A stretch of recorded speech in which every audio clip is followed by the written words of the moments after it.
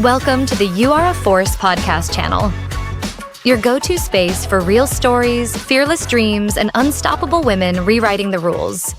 And the force behind this podcast. Here is your host, Binoli Botadara.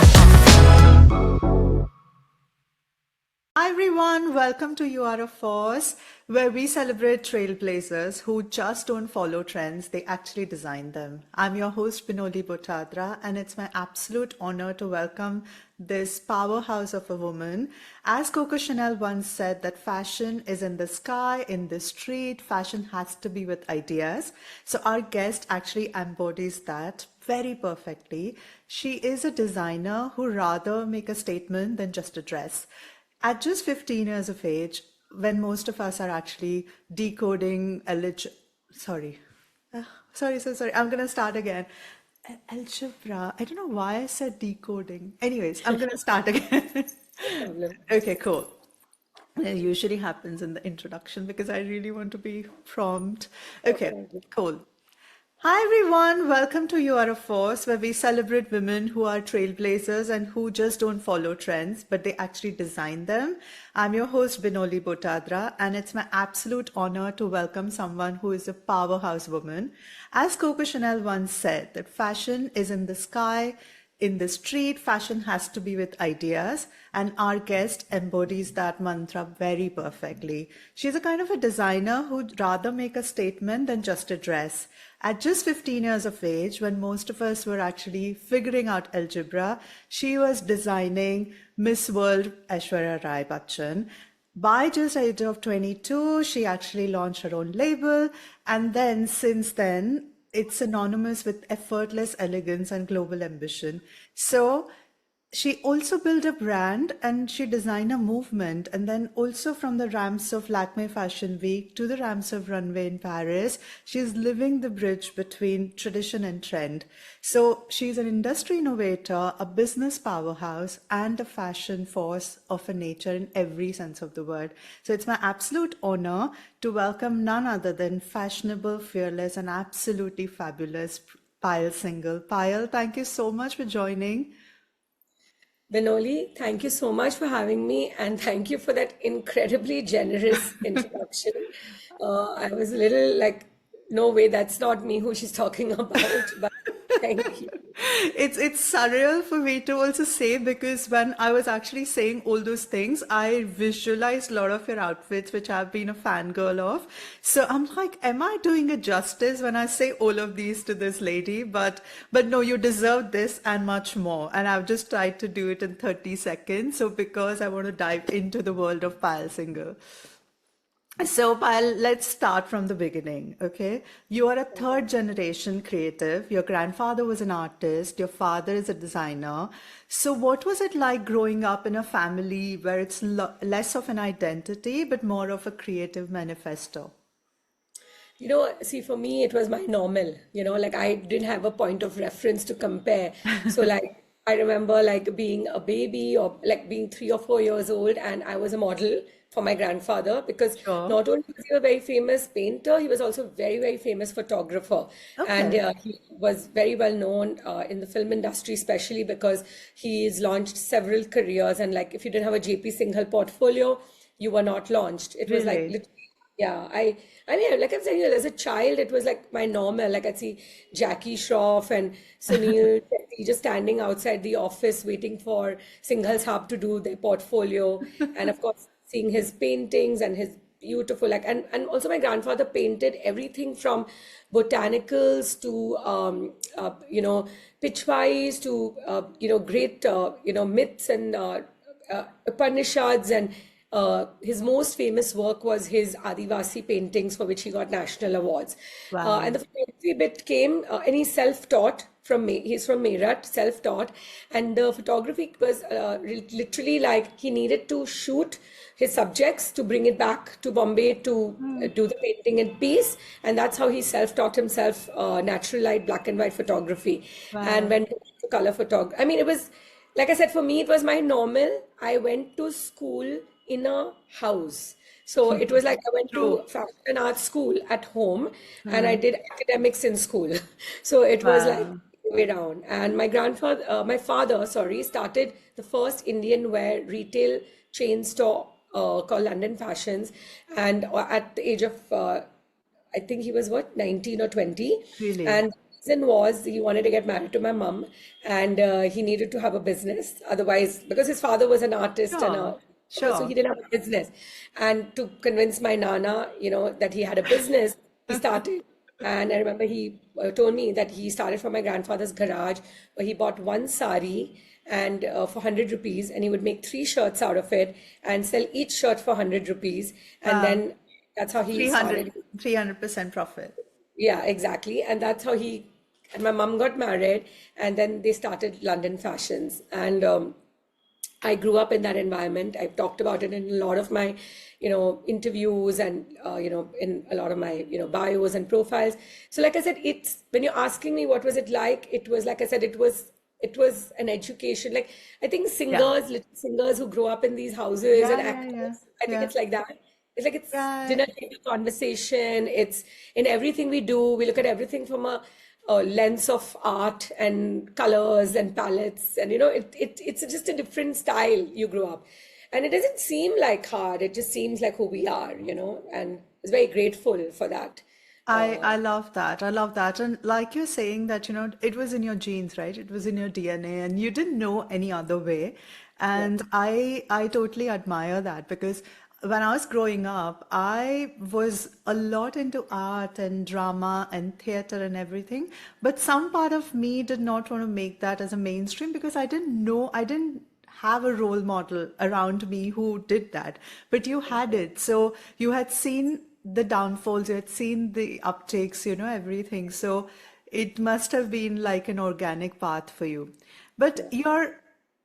one of the most fascinating things when I started doing the research about you, or rather stalking you, the origin story of, at just the age of 15, Payal, you won Designer of the Year award and you actually dressed Aishwarya Rai. And at that age, was it like a very confident Payal, or it was terrifying to actually set such a high bar? Can you take us through that journey? What really happened, and how did you manage to land there? So, because my dad was in the garment business, of course, when you said he was a designer, but because he was so young and the industry was so young, there were very few, like five designers maybe at that time, like Ritu Kumar and all. So Yeah. he got into the like a retail chain store thing. So I grew up and I started sketching stuff and all. So I was just finished my, I think, 10th standard, and there was a huge newspaper article, like literally for the public, where it said that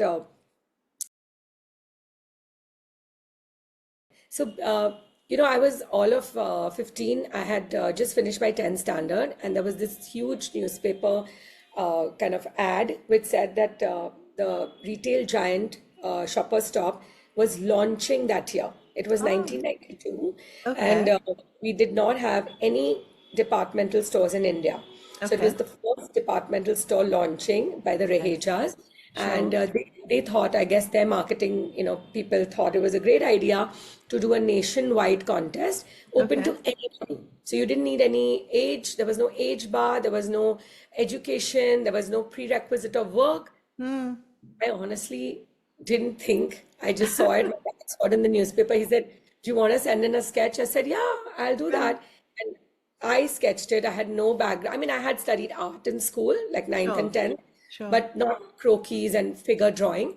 I sent in a little sketch, whatever, and I actually landed up going for a summer holiday. And in those days, before pre-email and everything like that, when we came back from the summer holiday, there was a letter under the door Waiting. Ah. waiting saying that you've been selected and stuff like that or whatever. And then I think I may be forgetting the process, but we had to make the garment and send. And then they got the letter saying that you've been your garment is being showed in the final fashion show, so please come. And it was at the Reheja Bungalow. Means this is so Okay. many years back, where actually in the founders bungalow was the show. And Wow. sitting there, they gave us only two tickets, so I went with my dad because Uh-huh. my mom said, he's more in fashion, you go with him. And we're both sitting there, like I said, I was 15, and suddenly Aishwarya Rai walks out on the runway wearing the outfit, and Wow. I, oh my God, like, I think she not won Miss World yet. I think she was Okay. Miss India, I though, think no, and she did because she won in 94, right? this And was 92.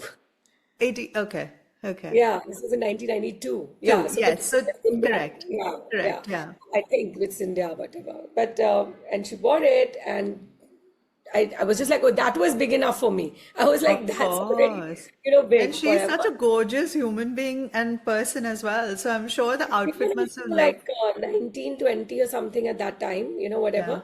Yeah. So anyway, so she came out and wore it, and that's it. And we were like, okay, it's big Yeah. enough and good enough that I got selected. The garment got made, and it was in a runway show. For me at 15, that was my first Yeah, of runway show. course. Yeah, of And then course. they announced like categories and like whatever, and then the third prize, second prize, and then they go, and the winner. I was like, Is we're not that talking me? about you. Yeah. But to answer the second part, I think the main question which you said, this was the experience of it and how naive I was and how oblivious I was. I think that's the beauty of that age, because you asked me, did it make me cocky and confident, or did it terrify me, post that? The beauty of youth and being young is you have no idea. Yeah. So nor was I elated or this thing, and nor was I terrified. So Yeah. nor was I was just a regular kid then fighting with my parents which college to go to, wanting to go for like, overnight trip.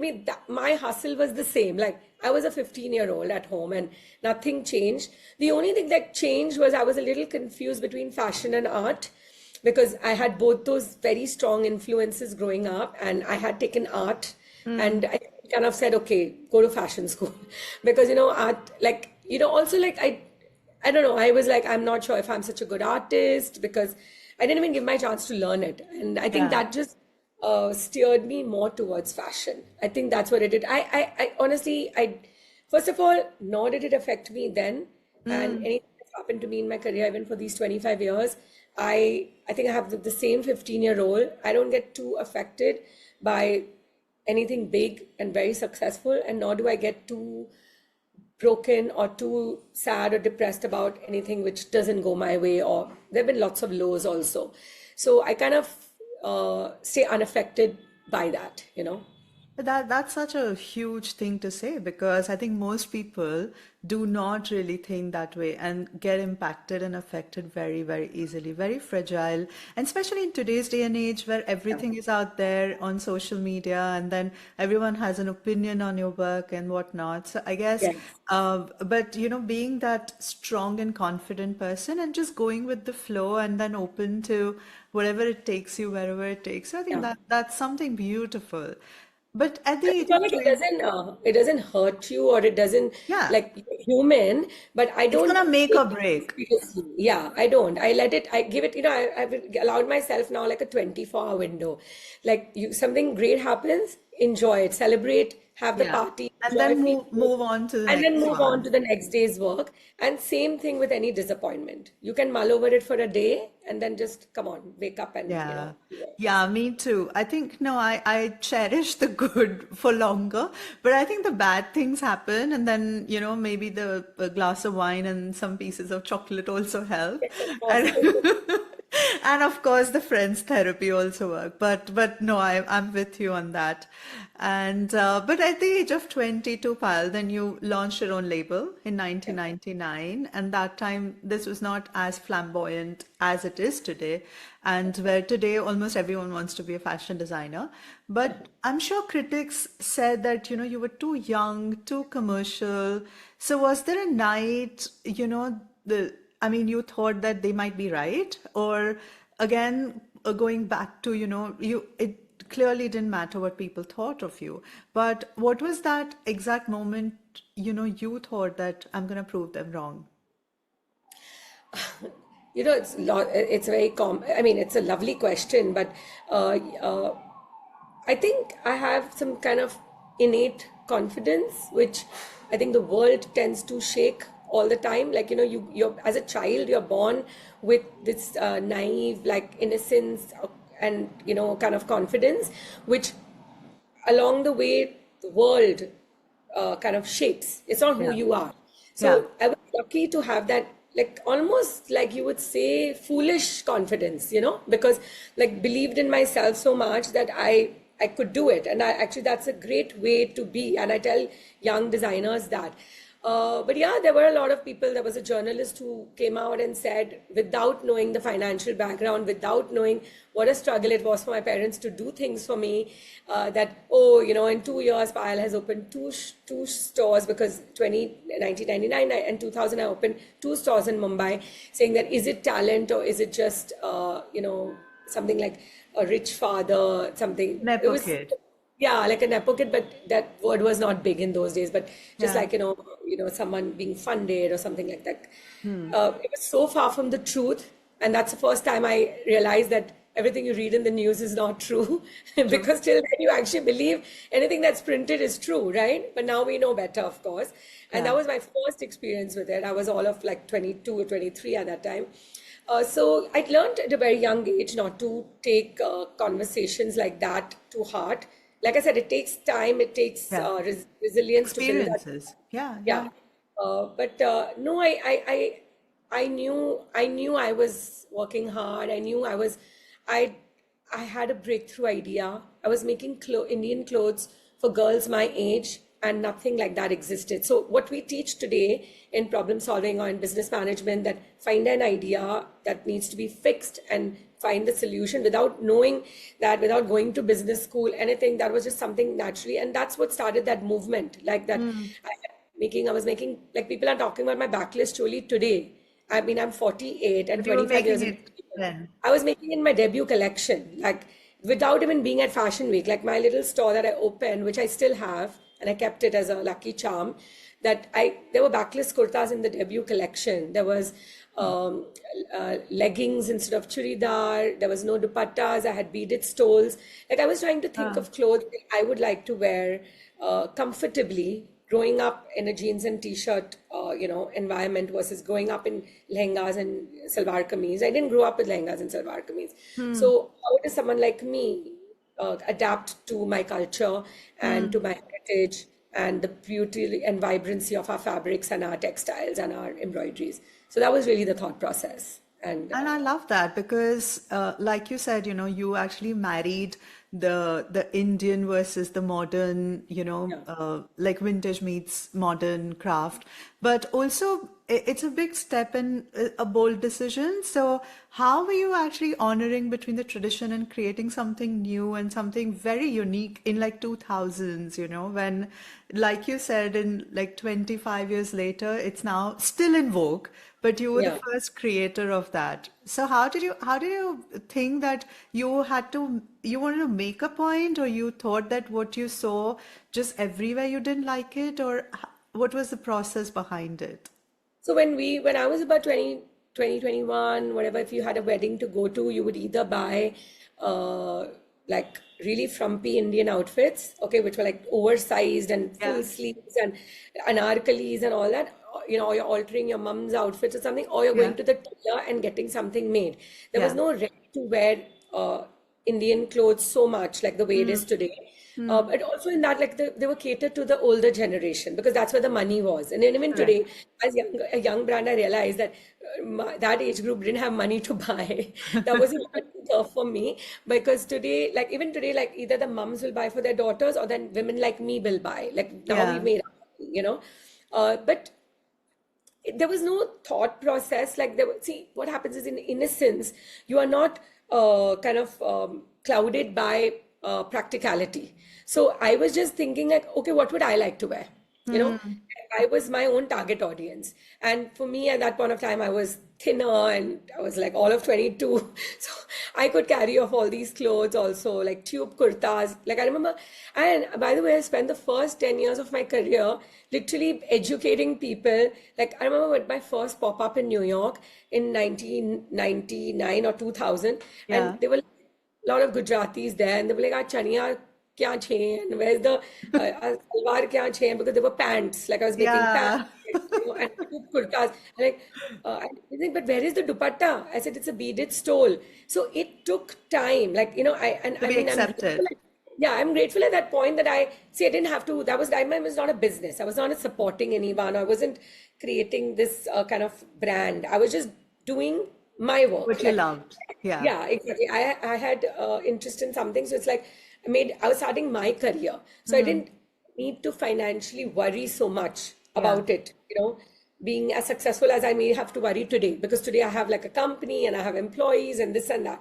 So that time that went in, and then, of course, like there was no looking back. Like there are a zillion brands who do what I did then Yeah. today. Yeah. And yeah, it was it. I literally, I think the beauty of it is not knowing what you're doing. Like if I'm just trying to think of people, of course, much bigger than me and much more innovative, but like say like a Mark Zuckerberg sitting creating Facebook, he had no idea what he was doing. Or like a young Steve Jobs trying to create, like he didn't know the movement he's going to create. So similarly for me, I was just trying to solve a problem for girls my age and girls who grew up in urban India, who are cool and going out and partying and loving to do things, but also love Indian clothes, but they don't know how to find them or wear them.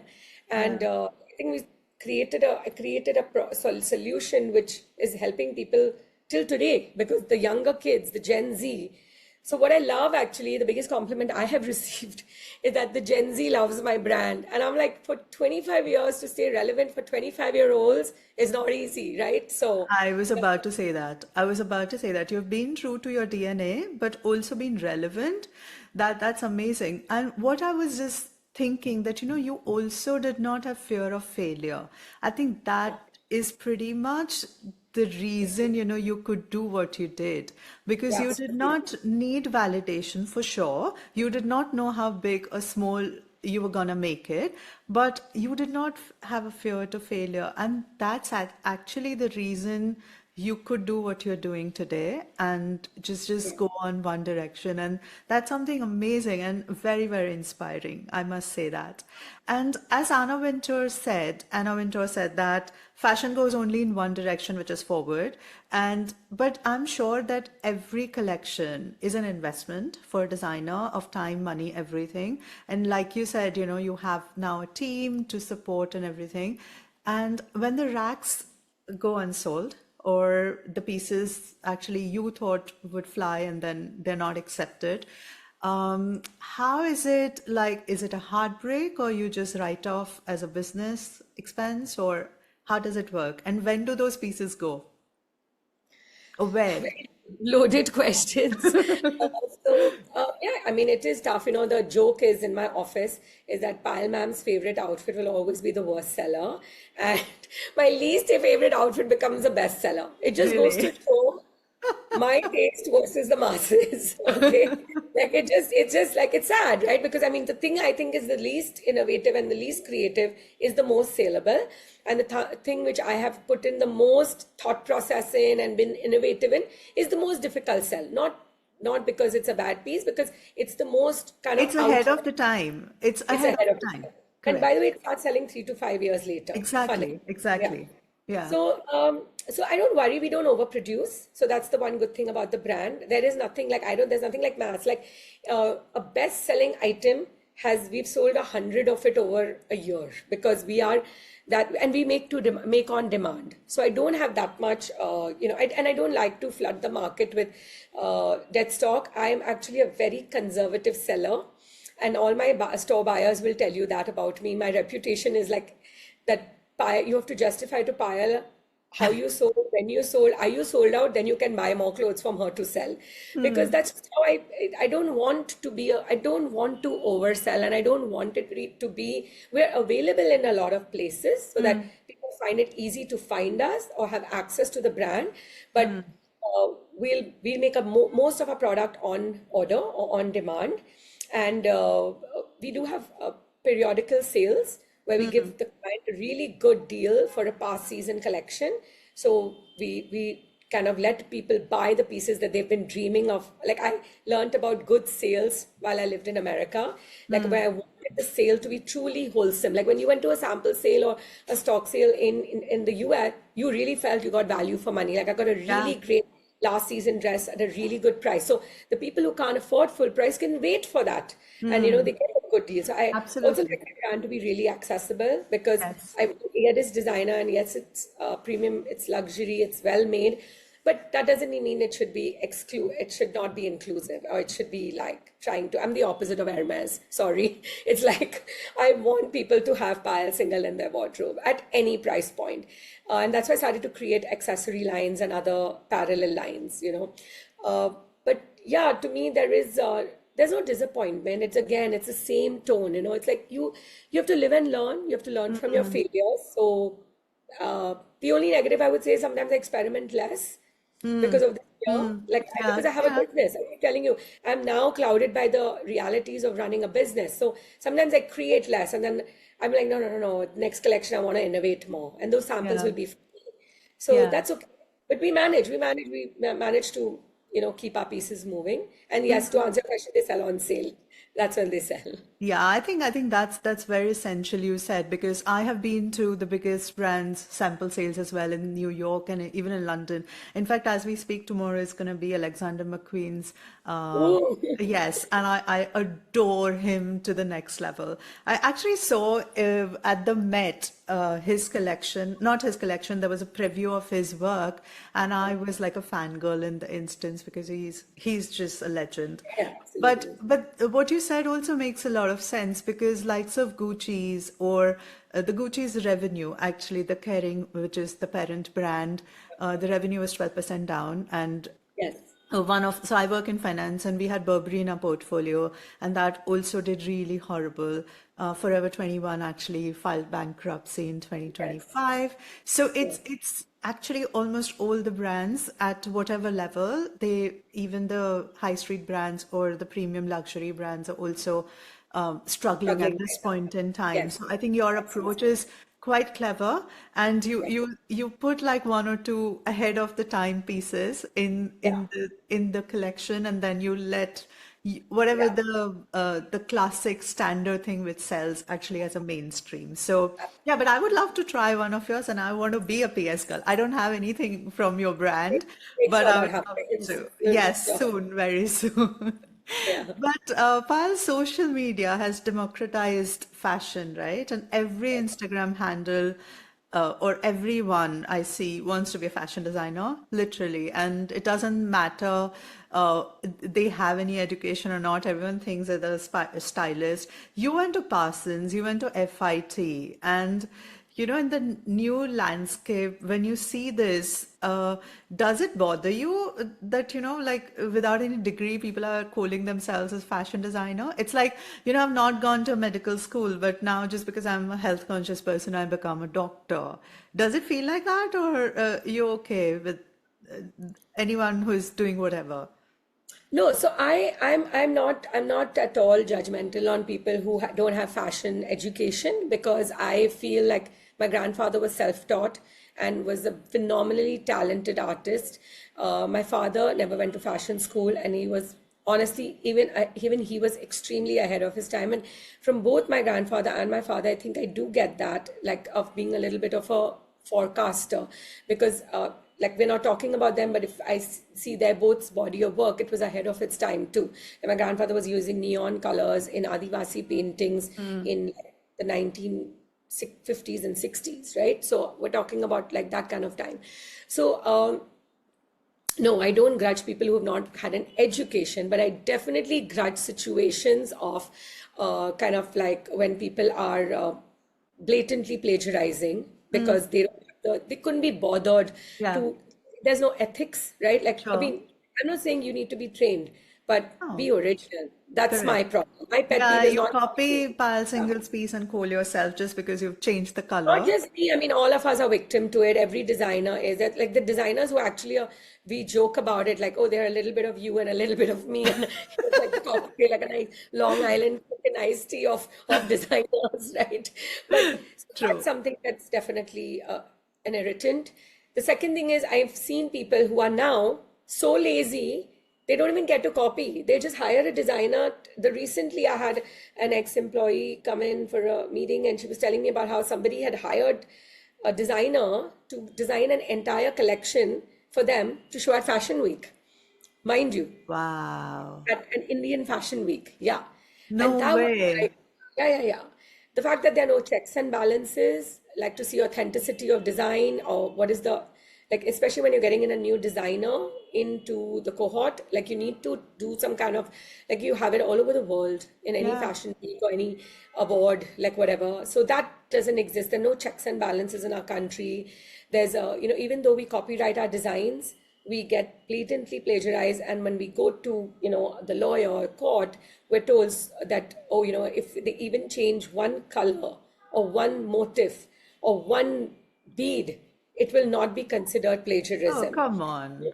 Yeah, so this is sadly like it's evolving. We recently had, I think, Rahul Mishra won a case, and we were all very happy about it because it sets precedent and it helps us to fight the battle in the future. Of We've course. suffered plagiarism both ways. Our country has also plagiarized. So let's not get that wrong. In the film industry, music industry, in the fashion Everywhere. industry, yeah, all them. So my problem is not the lack of education. My problem is lack of authenticity, and my problem is false narratives. You have designers, especially because of social media and it being so democratic, painting false pictures of their background. I'm not much of a storyteller. You are telling me my story. I just have one bio up on my website. That's it. You research it because I like my work speaks for itself. Like that, everybody is different, right? Yeah. You have these people who are fantastic storytellers and back end is not as authentic and they have a product out there. So that's what troubles me. Not, like I said, not having education. I love studying. So I was a very naughty kid in school. So I was a late bloomer and my love for education was later in life. So I actually did the most rigorous thing I did was 3 years of SNDT in a Polytech in Mumbai at the apparel manufacture department. That was my absolute grilling base, which is, I always tell my college very proudly that the best women designers from Mumbai are all from SNDT Really? Polytech, which is Anita Dongre, Masaba, Arpita Mehta, Priyadarshini Rao, myself, Payal Khanwala, we're all from the same school. And that just goes to show, and we all, because there are not that many Indian designers, I mean, that many female designers in Bombay, right? So for all of us being from the same school. So that goes to show that's an amazing education right there. Of And then, course. of course, I went on to study in Parsons and FIT, but shorter courses because I didn't have the time. I was an eager beaver to start my business. I didn't have too much time. So I was doing like summer school, afternoon, evening classes and stuff. And I continue to study till today. But now I study more things about business and management and brand building, AI, stuff like that, which will help me to grow as an entrepreneur. Because I think Okay. design I learned on the job also. Okay, fair enough. And the global luxury market also is like what, 280 billion, and out of which Indian wedding industry alone is 75 billion. And so my question is that what does it take, according to you, for an Indian brand to claim that, spotlight in the global luxury market? And do you see Payal Singhal as one of them?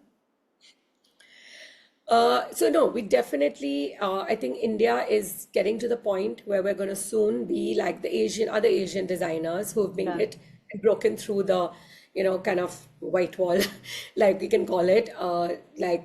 We usually saw American and European designers getting international fame. And then, Yeah.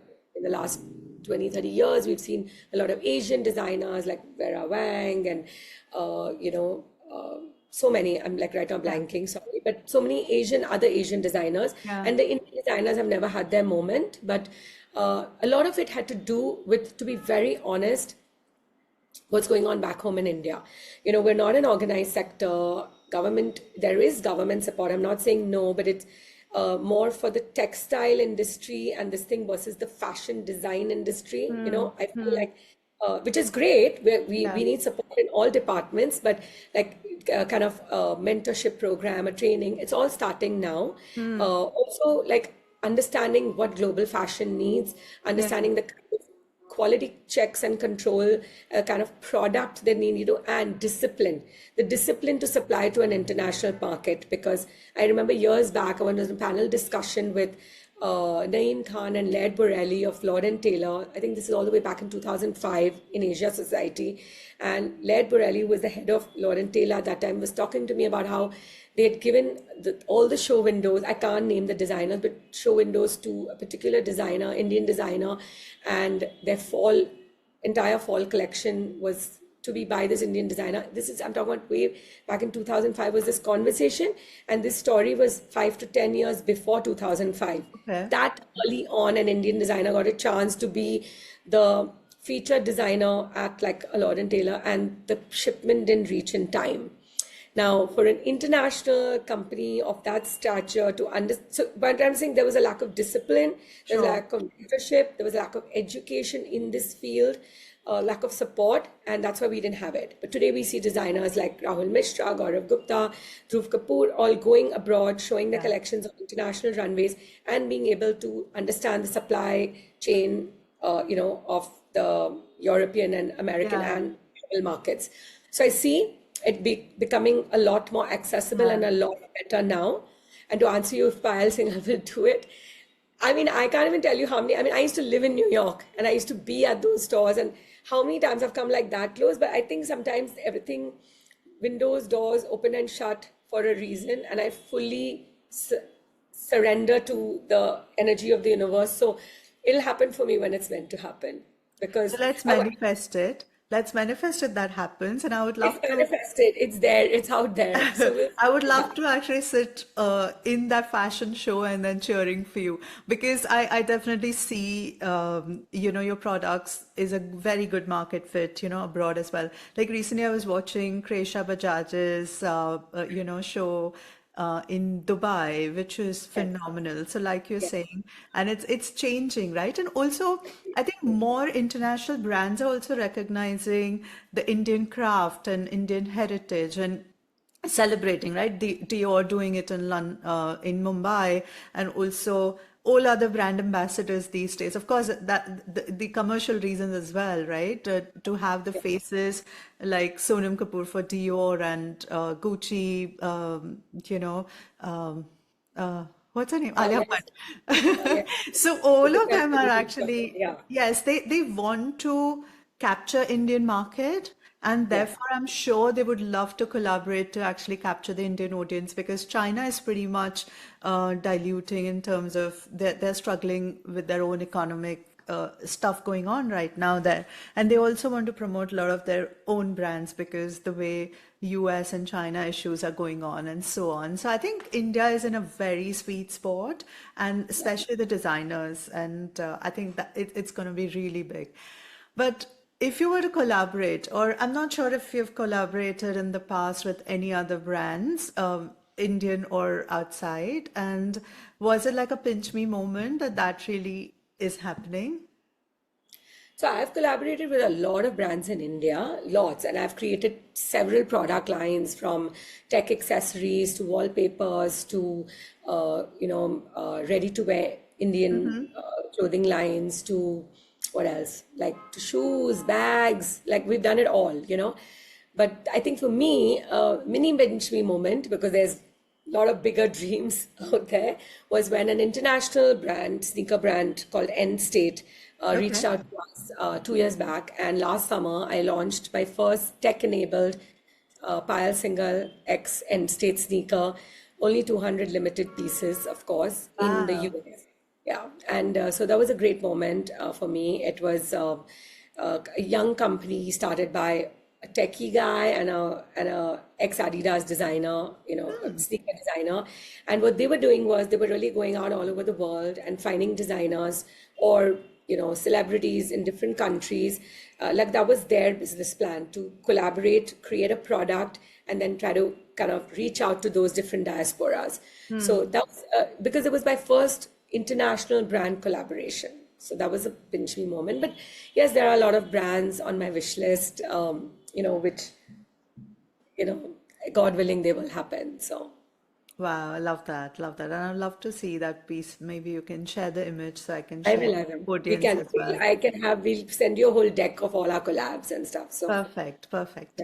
And can you walk us through when you were hustling and when you were maybe one of those moments where, as a designer, or your team was actually actively trying to get accepted, or you were not into that inner circle or lobbying with stylists and celebrities, and how did you navigate that? Because I know it's all commerce. What we see is all commerce because in the backdrop, I know how the stylists are actually reaching out to the designers, and everyone has a sort of interest in terms of that one particular post, and that post has a very commercial output. So yeah. in that sort of, the world, I haven't seen Pile Single. I mean, it's out there, but it's not getting used, commercialized how some other brands, and we all know which ones because they all hang together, they all party together, they all are in each other's Ganpatis or whatever. So, so, Yeah. so how do you, so I really wanted to know about the politics behind, if you can Yeah. share, and then how do you crack or how do you navigate in that world? Or do you suck up to it? No, I so okay. So you're talking to an anomaly in the fashion industry. So you might as well know that because this is not the norm. I don't. I'm not part of any clique. I'm not part of any inner circle. I'm not. I'm still friendly with my school friends, my college friends, my New York friends, and my now I am working with a women's foundation. It's called Women's Leadership. We're building a network for women entrepreneurs and especially women who have reached a certain point in their career. So they are my friends. I just have never been able to integrate into that because for several reasons. One is when I was really young. I remember my parents, because my parents were like my guardians, and I was really young when I joined the industry. Then I remember the days when I had to go to a fashion event, I'd get fever. And I had no idea why that was happening till I became an adult because I didn't want to go, and I didn't know. And my parents wouldn't understand because otherwise, I was very social. I was partying out all the time, like 7 nights a week, I would be out. But the time I come to go to a fashion event or party, which everyone was dying to be invited to or go to, I would get fever and I would be like, I don't want to go. Because to me, I'll tell you what happens is at these events, and no offense to them, people who can enjoy superficial conversations or conversations that remain at a top level, great for them. I don't know. I just can't. I can't. I find it a waste of time. I'm not interested. I don't enjoy it. I'd rather watch a movie or a documentary. That's who I am as a person. So that's the one reason. I have friends in the industry. Don't get me wrong. I think I've made some amazing because you can't generalize any industry. It's No, not fair. no, no. There's some great people. There are great people who are like I'm a little like since extra sincere and nerdy, I guess. So I was a very cool kid, but as an adult, I became a nerd, and I enjoy my nerdiness now. So I don't enjoy it, so I don't go. But I think what people like and appreciate, and that's why I have very long standing relationships in the fashion industry from people with like buyers, merchandisers, store owners, influencers, actors, actresses, stylists, everything. I have great photographers, makeup artists, because I think they see the sincerity and they see the Yeah, honesty, yeah. and they see that I'm not trying to con them or cheat them or this thing, and nor are they. So it remains in a very nice level. We're all very respectful of each other. We have a mutual relationship, and I like that. And I'm one of those people who's also like never judged a book by its cover, and I would appreciate the same to be given back to me. So I look at it as I kind of find energy. So wherever I have connected, I've stayed friends with those people, and I'm fine with that. I'm okay with that. And also, Binoli, the one thing I've understood as an adult is that if this is how much I'm willing to go, and this is what I'm going to get because that's my desire, my interest, my limitation, I'm okay with it. So if I'm only going to be that successful because I don't have a clique or I'm not hanging out with certain people, like for example, there are people, designers who are willing to take celebrity calls at any given point of time. I don't take any calls after 8 p.m. And I'm not trying to be difficult about it, but that's my personal time. I have a husband, I have a child, I have my family, I have my personal home friends. Yeah. Like they say ghar ke friends type of thing. I don't want to do it, and I've never done it. It's a I only, choice. it's a choice. I was recently talking to some friends. I said I only go to an event or a party if it ticks one of the three boxes. Am I going to have fun? Is it for a close friend, or is it for my work? And if it doesn't tick any of those boxes, I'm not going to go. So I don't feel the need to be seen and heard. And if people, I hope my clothes make people happy. And when they make it happy, they come back. And when people see them looking good in those clothes, they'll say, hey, what are you wearing? Who are you wearing? And then that's how another customer walks in. And we do our best on social media. We put out our product. We put out things for No, people it to see. is. Yeah. It is And if that. that's not good enough, then I think it's Then be okay. it. Be Yeah. it. Yes. Then as much is enough for me, so I'm okay. So there is a lot of back end gossip and a lot of drama, but I have left the building, so I have nothing to give you. But That's I've been there, done that, done the Rona Dhona and all that, and now I'm like, it's you can stay in it you can stay in the hamster wheel and then keep complaining, or you can choose to get off it yeah. and come in when you need to. Like I said, if Yeah. I'm going to have fun, if it's for a friend or if it's for my work, I'll be there.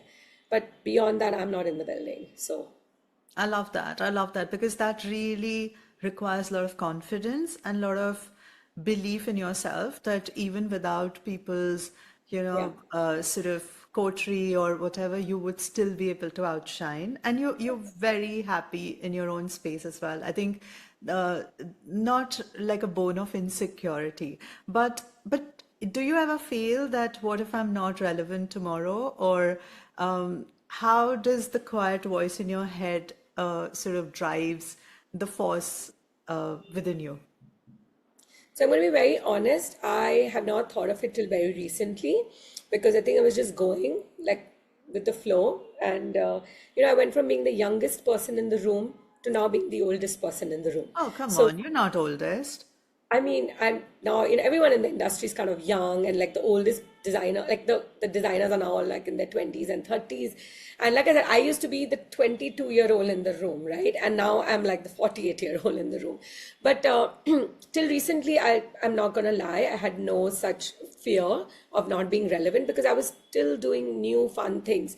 And like I said, it takes a lot to be relevant for 25 years for 25-year-olds. So clearly what I'm doing naturally is resonating with the younger generation. And because my product is for a younger profile of customers, Sure. mostly, like Yes. 60 to 70% of our business does come from the, Sure. the younger generation. Yeah. It was working for me. But yes, recently, last 2, 3 years, I started to feel like, oh my God, what if I'm going to become redundant? Maybe I need to hire you. Also, I don't have a design team, which no one Okay. knows. I Okay. I work with my merchandisers and I make my designs. So like I've never even had a strong design team where like they can think for me if I'm not thinking, right? So the last 2, 3 years, this insecurity, this thought, I think trying to getting to 50, becoming perimenopausal and all those things, it affects your brain. So Of you course. start thinking. But then I started to also tell myself that it's okay if I uh, start to grow as a designer and I'm starting to evolve and become a more mature designer. There's always an audience for that. And, honestly, I have so much left to do in my checklist of things I want to do in with fashion or with fashion and art that this fear, which even came for, like I said, like a fleeting thought, just vanished because I was like, how does it matter if tomorrow 25-year-olds don't like the brand? It's okay because I want to do, I want to do one of a kind pieces. I want to, like, I work a lot in experimenting in embroideries. I want to experiment with so many more materials. I want to take the label international. I want to do homes. I want to do wedding. Like, there's so much to do. So there's no time to worry that I won't be relevant. And listen, if you're doing good design, like I always tell people, you can do all the theatrics, but product is king. So if you're making a good product, you have nothing to worry about. So I just like feel like I need to focus on my product and I'll be fine. So whenever I feel insecure, I just come back to product. So Yeah, and like once Karl Lagerfeld actually said that, fashion is a language that creates itself, but clothes are the interpretation of the reality. So I think clothes speaks for themselves. But as a consumer, I would definitely like to know about the whole pricing or rather overpricing and the market saturation. So I have been living abroad since a while now, and now when I go back to India, I can't even believe the prices I see. I'm like, what? And people are just, casually like buying, oh, it's just 20 grands or 25 grands for like a jacket. Or recently, so I have a cousin's wedding coming up in January, and I like to design my own outfits, but since I'm here, I don't have time. And I was just looking on a lot of online pages, or, like Aza or Yeah. Ensemble. And then I was looking at the designers, and they're like in lakhs. And I'm like, what's going on? And no matter how much inflation, but it is not costing like a thousand times more than what it used to. So I really want to understand first that does it, your brand is interpreted if it's more expensive? I mean, does it interpret that you're more like, Luxury.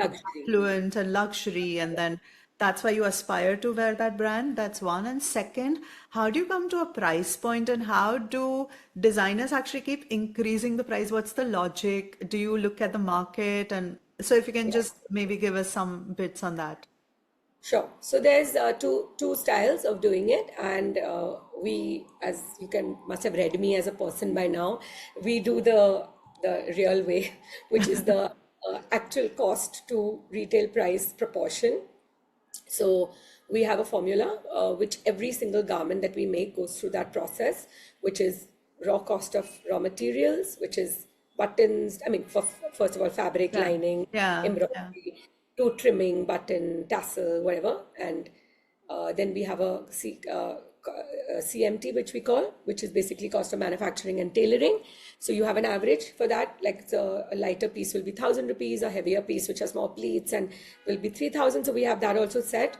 And then you'll have something called, you have a percentage, which we call as a wholesale percentage, which goes on because that's what it takes care of the factory cost. Because till now I just gave you raw cost, fabric, raw material. That actually I Yeah, paid for that. That's not even something sure. I'm making money. Then the Correct. factory Yeah. cost is also what I'm paying, because that's rent, electricities, salaries, whatever, Sure. marketing. Okay, then there's a retail margin, because 90% of all designers sell through third party. Very, very, like, except for my few stores and my website, I get the full 100% Yeah, money. return Everything else, I have to give a 30 to 40% to uh, the uh, brands. commission on sale to the stores, to the multi-brand outlets or the Correct. websites. Yeah. Because they need, Yeah. why are they doing it? I mean, why would Yeah. Yeah. X, whatever, say, like, whatever, like, say, Net-a-Porter sell an outfit if they're not Yeah. making Yeah. 30%, and that Of 30% also course. is not profit for them, because with that, there's website running cost, customer support rep, shipping cost, return cost, Everything. whatever, there's Yeah. marketing cost. Yeah. So Yeah. Yeah. sometimes, like, we are not, like, even I talk to jewelers all the time. We are not selling jewelry. I can tell you gold ka cost and diamond ka cost. It's not like that. But we run at Payal Singhal Design House. We are very formula oriented. We have a very clear, there's clear wholesale margin, retail margin, and what you get is very conservatively. And then there's GST, which now has gone from 12 to 18% for garments above 2,500. I have about 1% product under 2,500 rupees. 99% of my product is above 2,500. So Yeah. I have to pay 18% now GST to the government, which I have to inbuilt in the retail price. That's the mandate. Sure. So unfortunately, that has also, and we've been hit by demonetization, Of course. GST, COVID. Since 2016, it's been non-stop. So the garment industry has really Suffered. taken brunt of it. Yeah. So we do, it's almost transparent. I'm almost okay to show that to a client, because the client will realize that on that garment, I make 15% retail profit. 15% is what I make. And if I'm not going to make 15%, why am I doing this business? No, of course. So, like, if on 100 rupees, if I don't make 15 rupees, like, all the hard work of designing it, finding your fabric, finding the embroidery, I mean, getting the embroidery done, stitching it, tailoring it, QC, finishing, renting a store, doing the decor, hiring a store, Everything. Yeah. your customers. Yeah. Because people argue, so that I'm glad you're asking me this question, because I think transparency is very thing. It costs money to do these things, Of but course. yet we still work off 15% only. but there are, and most brands which are well priced, as we are, or correctly priced, will work off this formula. But then there are the designer brands, like you have like the Hermes is of the world or the Chanel's of the world, which create, and even like there's so many car brands or watch brands. Yeah. They are status symbols. So for example, it's almost like they're facing a lot of flack right now because people are expecting transparency from them, but what they're completely not understood. So I'm not criticizing that kind of pricing. No, sure. Pricing is that you're wearing that price on your body. So like when you wear that Rolex, you are saying that I spent 10,000 pounds on this watch. When you buy that car, like the Range Rover, it's like a crore of rupees. When you wear it's a Versace, it's a 10 lakh. I don't know. I'm just giving examples. No, sure. That is beyond costing. That is, you're wearing a status symbol, and that's what you're buying into, like the Birkin, whatever. So it's your choice as a consumer that what do you want? You want value for your money, and you find that at different places, high street brands to designer brands, or you want to wear a status symbol. So I don't think we can blame the people for the pricing. Like, people do look at a garment and price it. There are those designers that this looks like that much. We don't want like that. In fact, sometimes 99% of the times I'll end up reducing the price. I'm like, oh my God, it cost us that much to make this outfit. I don't think it's going to sell at this price. Can you reduce it? We'll take the hit because I made it and I'll take the hit. But I mean, like, I'm like, otherwise it'll become like dead stock because I don't. And the other thing is, which I think consumers all over the world need to understand, is I have lived between New York and Bombay, and I go every summer, and I can safely tell you Bombay is more expensive than New York. 100%. Now, if you think of where these things are being manufactured, so if I'm living in the most expensive city in the world, and my product is being manufactured here, that's how much the rents are, that's how much more the salaries are, that's how much more the infrastructure is, and that's what's being built into the cost, you know? So that's the thing. The country has become an expensive country. So when I do know, I see NRIs, I see my own family members coming saying, "Ye to 100 rupees mein milta tha."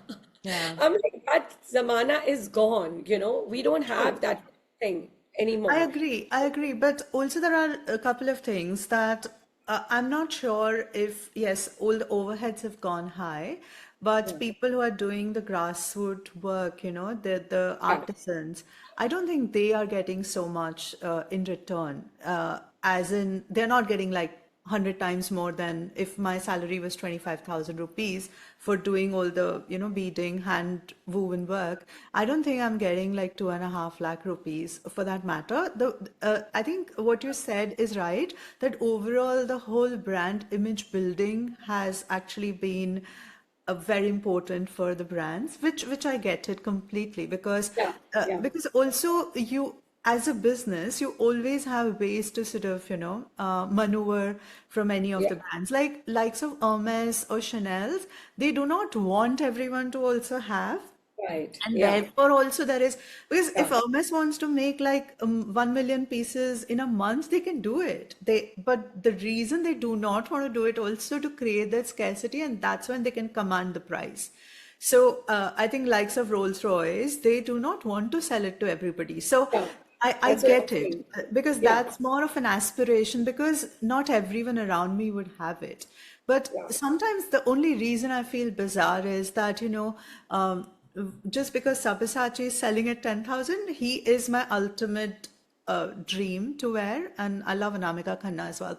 And I saw Sabyasachi's work at the NID in Ahmedabad when he had showcased in like a school, and I still remember very vividly that I was with one of my very close friends. She's a fashion designer herself, and I told her that, you know, I don't know who this person is, but this guy or girl, because Sabyasachi sounded also like a girl at that time, and I said, this person is going to be so big because there's something about the outfit. And I have a very early on sari by Sabyasachi, which I bought it in 10,000 rupees. Now, having said this, I'm not going to imagine that, oh, Sabyasachi would give me in 20,000 rupees as lehenga. No, I'm not imagining that.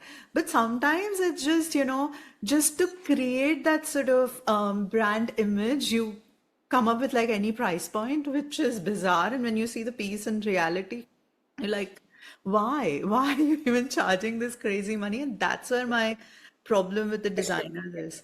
And that's what you're just trying to I'm project. not saying, yeah, I'm not saying it's incorrect, your thing, and your ask is very correct. And that's why I'm saying it's brand to brand.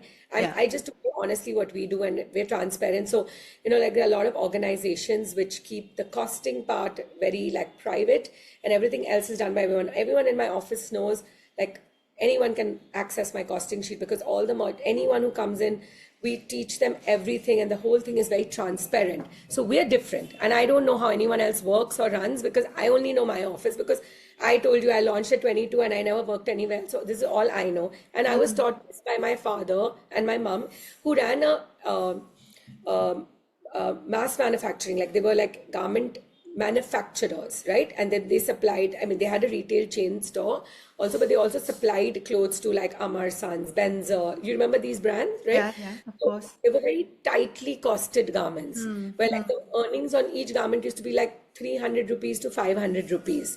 So when I got into the business, my father gave me a very practical approach, and that's why some of those early comments in the press about being too commercial, which I couldn't understand why it was a negative thing. I'm like, people are dying to sell. I'm not understanding. Like, as a kid, I couldn't even understand that I was being gaslit. Like, I couldn't even understand it. I was like they almost made me believe like being commercially successful was a bad word, And today everyone's dying to be commercially successful. I'm like, like it was like I don't know what's going on. But my father always taught me that, you need to make something called wearable art. Like the point is, fashion is as good as somebody who's going to buy it. Like fashion as art is only as good as someone who's going to buy it. So even if you're designing for Lady Gaga, like there should be a customer in mind, and every customer has a price point, right? Like everyone. So if I'm designing for young girls, like I told you, so when I started my business, my first collection was selling at, I remember the price point, 10,800 rupees. Like you said, you got Sabya Sari at 10,000. So he and I started same year. So of course, and the thing is, I could make, because that outfit was costing me 3,500, 4,000 raw material cost, like this thing. And the rent was also that much and all. But I'm telling you, if the landlord is increasing your rent to Yeah. 10x, and if the salary You is going can't. from, we have to 5,000, 10,000 to 30,000 for karigars, to from the amount of taxes being levied on us Yeah. at every point. Like you're just seeing the GST, which anyway is now coming to be, I'm giving, but we are paying before that also on every raw material you buy, every single process, labor, law, this, that. Like, it's very difficult to explain. People say garment manufacturing and retailing is the hardest business in the world. Just Google it, ChatGPT it. Yes. So people, I do understand what consumers feel, and that's why I tell people, educate yourself. Instead of just blindly being angry and pointing fingers at everybody, No. find your brands. Find your brands, like we also have done, right, in Western clothing and stuff. Yeah. Like when I go to America, I know I go every summer, so I have my brands that I like to shop at. I have paid 20 years back $500 for a pair of diesel jeans. I'm not going to do it anymore. I No. get amazing, American Eagle, American outfitters, and like Free People jeans for like $100. Of course. Better quality denim, lasts longer, better fit. But 100%. diesel was like a, status symbol. And Levi's Yeah. jeans used to be $50 in those days, and diesel used to be 500. It was just Yeah. status symbol being sold. Correct. Diesel jeans Correct. used to fade, they used to lose shape, they used to become completely like, deformed within like 10 washes. So I'm just saying that I think No, the I real agree. thing is, people are going to do what they want to do. You as a consumer need to educate yourself. Like, I want a good quality product, I want to spend this much, let me check in that thing, and then educate yourself about what's the difference between machine embroidery and hand embroidery. So like the Prayal Singh brand we're doing, and forget machine embroidery.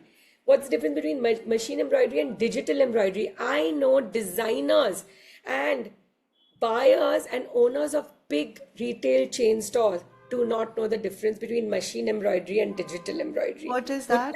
Would you like me to? So Yeah, go ahead. machine embroidery is similar to handwork. It's done by Yeah, you hand just do the on a, machine. on a frame with a machine, and usually very limited stitches can be done by that. So a lot of designers would do the base with machine thread Yeah. work. So now we're not even using that Yeah. because it just makes it a little faster. for production and cost effective. And then you would do the beaded handwork On on top of top. it. Yeah. Today, you can go to Surat and you can punch in the design you want with threads, beads, sequins, gota, zardozi materials, any kind of surface design you want, and press a button, and the embroidered salwar kameez, the embroidered lehenga, the embroidered dupatta comes out of the machine like a photocopy. Wow. Wow. But on the surface, it looks, right, that it's a digital print? No? The print is different. Print is print. That is only digital. I'm talking about embroidery. They have My eliminated God. a human element and selling that at the hand embroidered price. Now that's what you need to look out for. Instead of pointing the finger at someone designer who's, let me explain to you in defense of Sabyasachi as a brand, okay? He has created an international level brand. If you are wearing that piece, and obviously when he's selling something for that price point, he knows it's 2% of the market. Correct. It's But not that's going to his the audience. That's his target audience. market. It's not going to the masses. So you can't blame the designer for No. that. That person wants to wear that status symbol at that price point. That designer, that person, by the way, will walk out of a Payal single store because of my price point. Because that person thinks that because you're getting an outfit in 50, 60,000 rupees, there must be It's something wrong with average. the outfit. No, Yeah, but or it's therefore, average. absolutely. No, therefore, Or they also confuse and think sometimes it's mass produced, which it's not, which I just told you, right? yeah. So the thing is, they will do that, but they will rather buy a 60,000 rupee outfit, which looks heavier, which is fully digitally embroidered with no human element in it, and think that they've done a great job, but Yeah. not invest in the 60,000, which has given employment to at least a 50 hands touch an outfit, Yeah. minimum 50 hands Yeah. touch an Yeah. outfit from the time the fabric is given to me till the garment reaches a client, because there's a dyer, there's a person who will do the beading, the embroidery, like 10 people will sit on it. Then there'll be a master who will cut it, then a tailor who will stitch it, finishing girls who will make each tassel. If you remove that human element, Yeah. you're, Yeah. you pay, but that person is charging the same price as someone who's putting the human element in it. So that's Wow. really where I would say is something that people should question, you know? Yes. And also, I mean, I would love to pay whatever price point Sabyasachi is making, because one is, the whole element of wearing an art on your body, I think, Yes, and how it yes, makes you feel. And yeah, also, when I'm buying, say, an Hermes bag, or I'm not questioning the price point in any case, right? I yeah, mean, that's a bias, isn't it? yeah, So we understand Indian craftsmanship. We understand what it took, for a master or a designer to make what we're seeing in yeah, our hands. But that's a bias that, because we want to fit in into that, yeah, Western world, so to say. So 25 years old designer abroad can charge anything and I would pay, because it's globally very flamboyant to wear. But in India, I would not do it. And I understand that it's a mindset problem. But again, the question why I asked earlier was, are the designers doing that price point to actually make it look more expensive, was the question. Because if Payal Singhal is selling a piece at 50 grand and I sell the same piece at like 5 lakhs, that means that, it is more aspirational and more beautiful, and also my margins go up. So even if I end up selling 10% of it, it's okay. And also, the way, mind you, like the whole Kolhapuri Chappal saga with Prada, what happened, we get it in like 250, 300 rupees, and then they yeah, were selling at that price point, right? And I'm sure there is an audience who would go and buy that Prada Kolhapuri chappal as well. Even Indians, forget non-Indians. So I think it's a lot of I think it's a lot of perception, perhaps. yeah, And of course it is, of course. And like I said, it is the responsibility of both, right? The buyer and the seller to yeah, understand the difference. And you know when you're getting, like there was this whole, uproar of these bags costing $50 and selling for $5,000 recently. So if I had to, if as a consumer there, because that's not me as seller, right? As a consumer there, I'll be honest with you, my mindset has changed. I do look for a quality leather bag now, and I don't mind if it's a more independent brand versus me trying to just buy into a brand. I do love brands, don't get me wrong. Like, I'm a huge Balenciaga fan or whatever. Like, I have my brands which I like. But if I don't see the quality that I'm paying for, right, I now don't care about the brand name anymore. Like, for me, I don't care about the status symbol, I care about the product. Now, Sure. in Indian designers, because like very few Indian designers are so-called big brands that are recognized globally, right? I think you should just look at what, like, am I liking the outfit? Is it well, I mean, is it something I can afford and is it justifying the cost? Go Yeah. for it. Yeah. It depends on who or what or why you go into that store for. Some people are just, they don't have taste. They don't have anything. Oh, They just want to prove a point in society. Now, I can't even hold that against the consumer or the seller no, because they do absolutely. that. I mean, I think honestly, you get what you pay for. So whether Yeah. it's in terms of quality or in terms of status, right? So, Correct. and if designers are taking advantage of that situation, I'm just saying, I'm not doing it. I'm being very honest with you. We make no money, okay? Because we are so like Harish Chandra in this department. But I mean, if designers are doing it and people are giving it, I'm not going to sit and blame them because, No. like, if the audience is foolish enough to buy into that, like we've done for years, we bought those handbags which cost $50 and selling for 5,000. So now, Correct. why suddenly should I be angry with anyone else No. who's doing it? But yeah, I 100%. say to the consumer, educate yourself, get and see what is your value system. Like today, my value system has changed and evolved over the years. So Hmm. today, I want a good quality product because I know what goes on behind the scene. Hmm. And I don't care to show people that I have this particular label. In fact, I'd be more excited to showing how I found the label. Hmm. Like that's more of a status symbol to me from where I stand. That, oh, have you heard Sure. of this brand? They have these amazing quality leather bags and this, and and they're made like this. And I discovered this brand. No, it's an underground brand. So it just depends. It's Yeah. person to person. Fair So enough. And Payal, like you mentioned earlier, that you do not have a team of designers who do designing for you.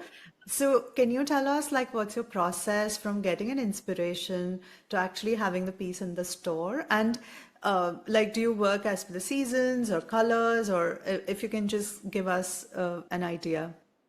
sure.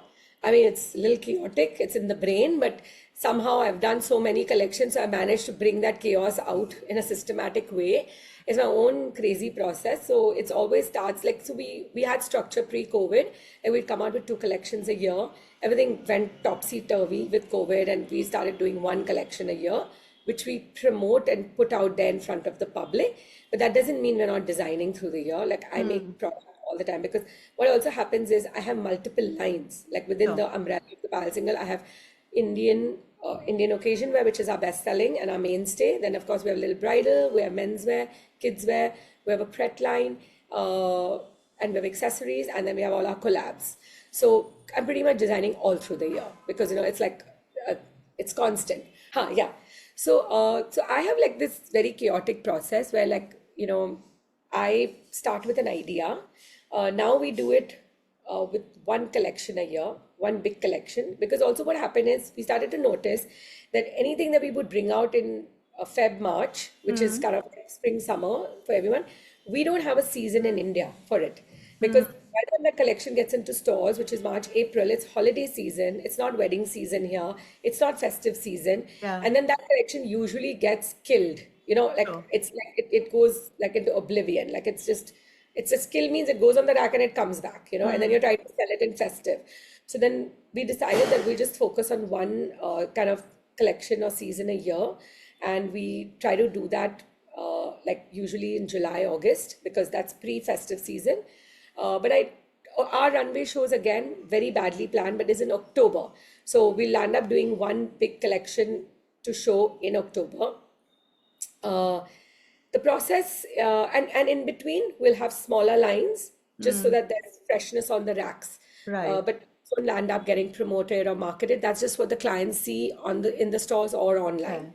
Fair. Fair. Now the process. It usually starts with an idea, which has been kind of festering in my brain since the previous collection got over. Because every time a show gets over or a collection is over, I didn't do this, I didn't do that, I wish I could have done this, I wish I could have done that. I'm dissatisfied and I'm always saying I could do better. So those leftover ideas are already in the brain like little seeds which start to like grow over, a few months. And then when we start, when we sit down and finally start to plan, what I do is I first tell, so I work with my team of merchandisers who also do my orders and stock. So they know me, they know my style, and we just work together. So what we'll do is I'll tell them that, okay, this is what I'm thinking, this is my ideas. Like I want to do, mostly a lot of my stuff is Mughal and Islamic architecture inspired. So I'll take a particular angle or whatever, and then we'll start mood boarding. So we create a group, everything is happening on WhatsApp. We'll start sending ideas. I'll start, when I say we, it's usually me, and then trying to excite my Bring the team to do, team. Yeah. yeah, bring the team Yeah. together. But I'll start putting in some ideas for a mood board. Then from there, some ideas of colors for that palette come up. Silhouettes, I sketch, I hand sketch. So I didn't grow up with, I was not the computer generation. I studied with paper and pen, and email came when I was at Parsons. I remember my first email ID was when I was 20 years old. Like it was that much What was later. that? What Means was I didn't have my email address, that time? Was it like a spunk? filesingle at Oh, hotmail.com. okay, not like a spunky fashion No, it was designer type. I was studying at Parsons, and my parents wanted a way to reach out beyond phone calls because I was in the dorm and they couldn't call in the dorm all the time, and there was no cell Yeah. phone. So Yeah. you don't understand the generation we grew up in, and because I Correct. don't have too many younger, I don't have fashion designers. The graphic designers do everything on the computer, but that I still hand draw. Then we'll kind of bring the colors together. We have the silhouettes, and then we'll work on developing embroideries. Then that's how it all comes together. Then I Sure. tweak as I go. So it's a very fluid process for me. I allow Right. myself to just go with the flow. So kind of like, How long does it take from the idea to the piece in hand? so if I wanted to be really comfortable and I wanted to be able to take my time and do it, I would love to do it. It would take about 2 to 3 months. But because I wake up at the last minute, I always have this deadline. And unless I don't see that deadline of something like a show or a presentation or like we have no new designs or whatever, I don't wake up. So then I'll end up doing it in under 2 months. So Which I is think the timeline is 2 months. Yeah. which is lovely. But I always Because feel I like I'm think 1 month short. So if I had three, I think it would be perfect, to get the best samples out. Yeah. fair enough. And Pal, this has been amazing, but I want to end on a note where if somebody is listening who is a young designer aspiring to actually become a global brand, or maybe just, like a niche brand, what is one piece of advice you would give it to every girl or every person who is listening today? So I give the same ones. I'll try to do something different for you. The one thing which is the most important is that please, I urge you, have your own voice, be authentic. Think of why you want to be a designer. What do you want to say? Because then otherwise, when you're like struggling, people wonder why they're struggling. I mean, you don't have an original voice. How are you going to cut through the noise, right? That's one, most important. But the second thing is, I urge you to understand what the garment and the fashion industry is.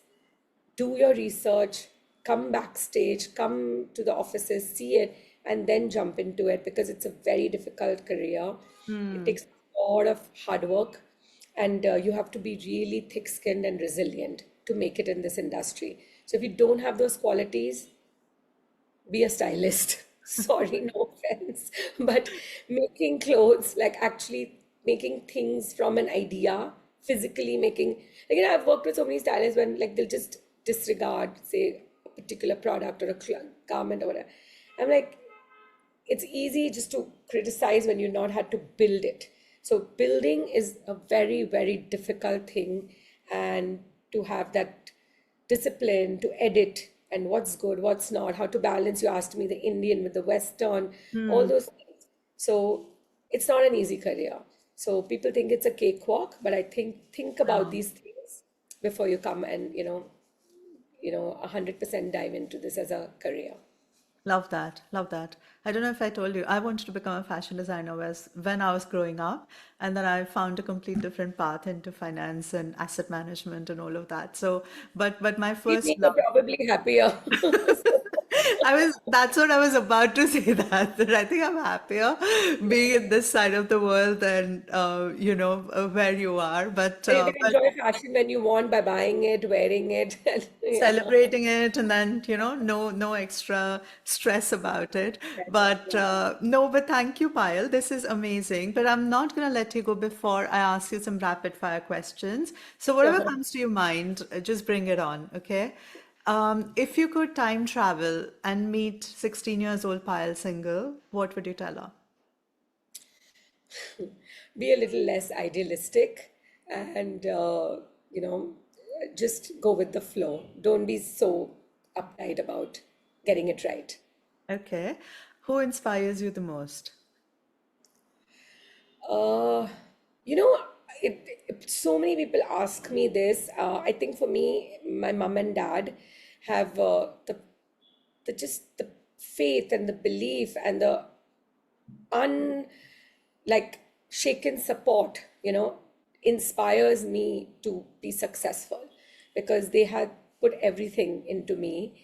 And whatever I know it sounds like it should be something more, whatever, but genuinely, if I have to be honest, they inspire me to be a good designer, a good human, and a successful businesswoman.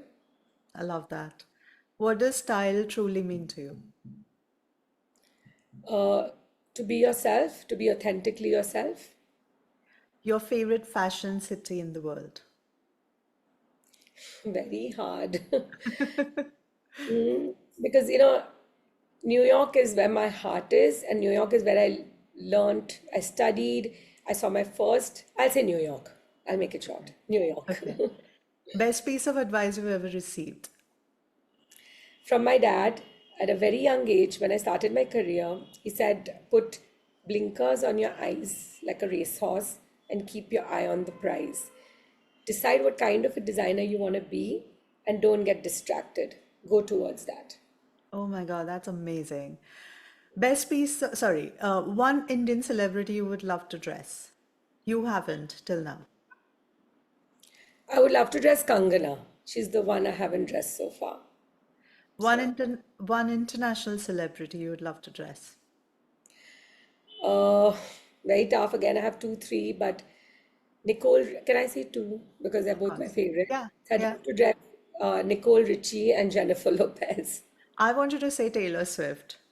She would look fab in your outfit. I mean, she would look fab in every way, My but yeah. niece will be very happy to hear that because my niece is obsessed with Taylor Swift. She's all of 9, and she thinks my mom, my friend, my sister's friend who makes clothes for Taylor Swift is a bigger rock star than her, Bua, because I don't make clothes for Taylor Swift. But but I mean, I am not. I mean, I love Taylor Swift, but for me, growing up, No, I was a J-Lo fan, so fair yeah. enough, fair enough. If you could collaborate with one global brand tomorrow, which one would that be? Oh my God. So recently, I was there used to be a brand called Elizabeth and James, which still exists. It's by the Olsen sisters, but they have now the brand called the Row, which is like amazing pieces of quiet luxury. But yeah, anything actually, any brand that the Olsen sisters would work on because they're such fantastic designers. I would love to collaborate with them one day. That's a dream which I don't know if it'll ever come true, but Let's I'll put it out manifest it. there. Let's I just manifest it. Yes. Three words, define PS girl in three words. Uh, I think she's confident.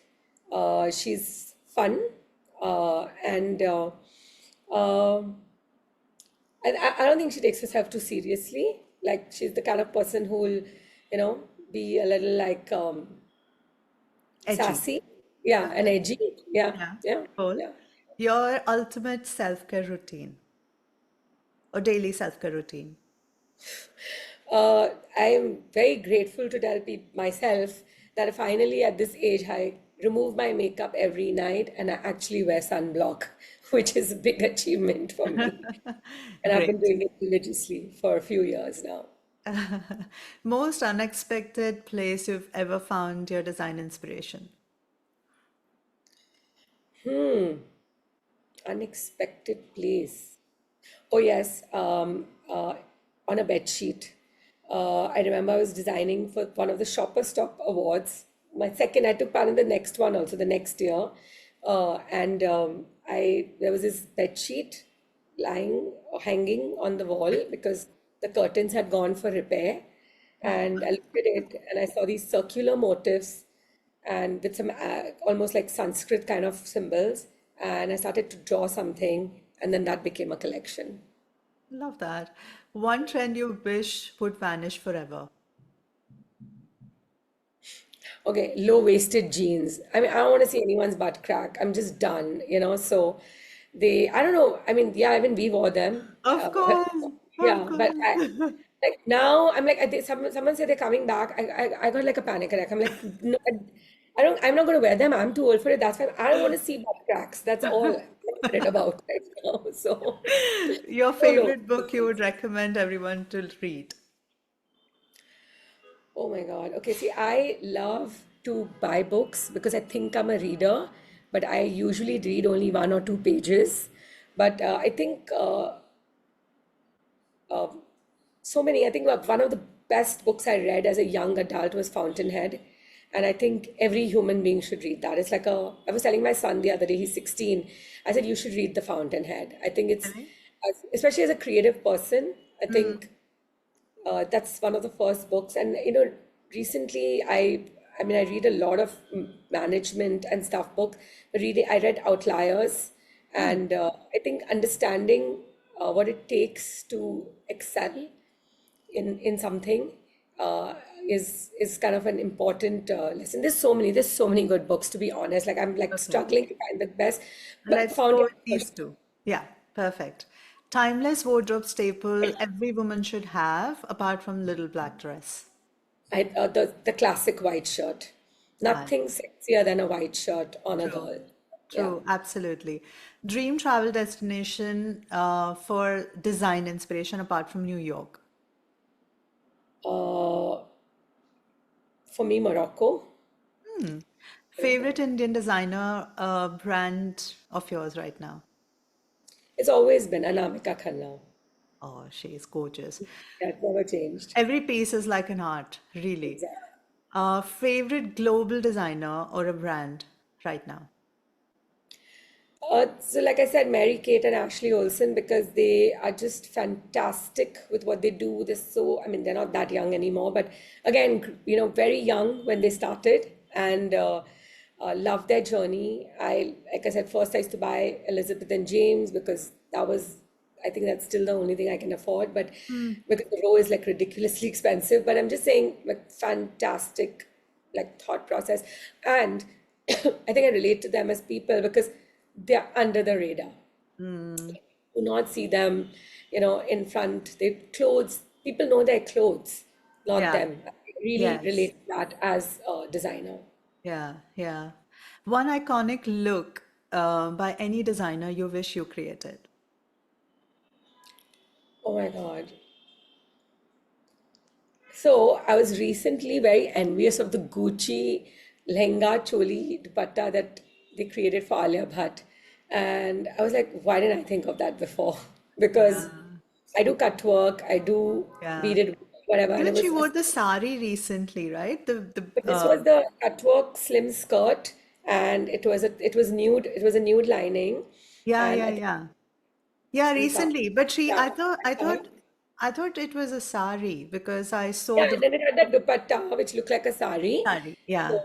yeah, but That was it was an brilliant. Indian design. It was totally an Indian silhouette. But I've been making a lot of slim lehengas, and I've done a lot of like fully cut work lehengas. So that's why it was like I wish I had thought of that before, like because it was a great nod to India, like where Yeah, you want to call it appropriation or nod, whatever. That's fair. the argument will continue. But I wish I But had that fair. first. And one accessory or detail instantly elevates the outfit. Anything. Um, I mean, honestly, I don't over accessorize or whatever, but I would say like a nice pair of like a nice piece of jewelry, like a statement piece of jewelry, whether it's earrings or something in the neck or hand or a brooch, instantly can take an outfit from day to night and from being semi-formal to formal. You can just like how makeup does I to agree. you. I agree. And the last but not least, what's the biggest no-no in fashion for women? Okay. Uh, to me, uh, extremely firm or form, like, okay, let me put this anyway. Not dressing for your body type is the biggest no-no in fashion for me. Please dress for your body type, not for the trend. That is basic, so. And I just want to slip in one more question. What do you want Payal Singh's legacy to be remembered as? Vibrant, colorful, fun, happy, um, something that when you walked in made you feel good about yourself. We get told by our customers they don't want to leave the store. They love to chill. Even when we had our store in New York, customers would just not leave. And they love the vibe, and it's very homely, it's very welcoming. And I want to be remembered if there is ever going to be a legacy for that, that we made. I don't want people to feel like uncomfortable in our store. I want people to feel like even if they don't buy, it's okay. If they came, they enjoyed it, they liked what they saw visually, and then they went home. The whole experience, because it Yeah. stays with people Yeah. and the So I think feeling. if I had to answer it in one word, I'll say the legacy I'd want for Payal Singh and the brand would be warmth and energy of the brand, as being a happy energy. Great. I love that. And on that note, Payal, thank you so much for taking us on the journey of PS brand altogether through creativity, courage, and your vision. And you've also shown that, fashion is not just about fabric and clothes, it's the way you tell stories, honor the heritage, and also empower others. You have also turned tradition into something so modern and couture at the same time, but also wearable and something more fun, where you are celebrating your Indian heritage and roots as well. And to everyone who is listening, this isn't just a podcast, it's a global sisterhood. It's a space we celebrate from runway to reflect all the things inside and outside and be inspired. And like Payal, you are a force also. So go, how boldly doesn't matter. Go beyond boundaries. Embrace what's your own heritage and innovation. Craft your own story with confidence and never underestimate the power of your voice. As Coco Chanel says, that in order to be replaceable, one must have to be different.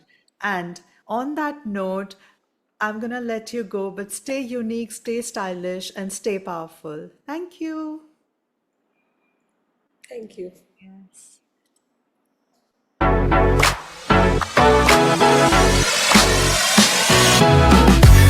Thank you for listening to You Are a Force. Hit subscribe and join us next week for more powerful stories from women rewriting the rules. Until then, keep building, keep leading, and remember, you are a force.